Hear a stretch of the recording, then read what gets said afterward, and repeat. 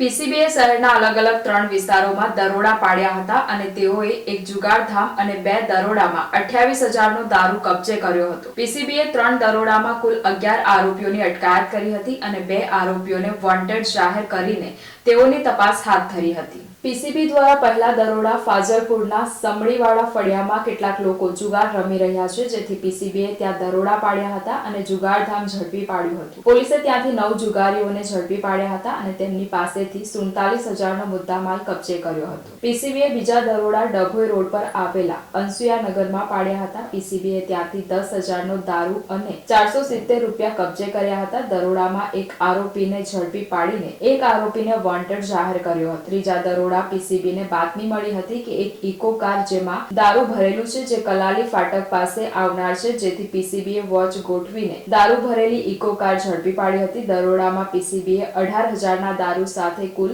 2.23 લાખનો મુદ્દામાલ જપ્ત કર્યો હતો. પ્રથમ દરોડાના આરોપી રમણ ઉદયસિંહ પઢિયાર, ગોપાલ મહિમજી કોટવાલ, તેજસ્વી મગન પટેલ અને હનીફ ગની મંસૂરી, અબ્દુલ અહેમદ પટેલ, અનીશ ખાનચંદ રામાણી, ગોપાલ રમણ વાજી, વિક્કી જીતેન્દ્ર પટેલ તેમજ રાજેશ મનહર પટેલ તેમજ વોન્ટેડ હર્ષદ પઢિયાર તેમજ બીજા દરોડાના આરોપી જયેશ મુકેશ બારિયા, એક આરોપીને વોન્ટેડ જાહેર કર્યો છે તેમજ ત્રીજા દરોડાના આરોપી હસમુખ સનાભાઈ પઢિયાર નો સમાવેશ થાય છે. પોલીસે આગળની કાર્યવાહી હાથ ધરી છે.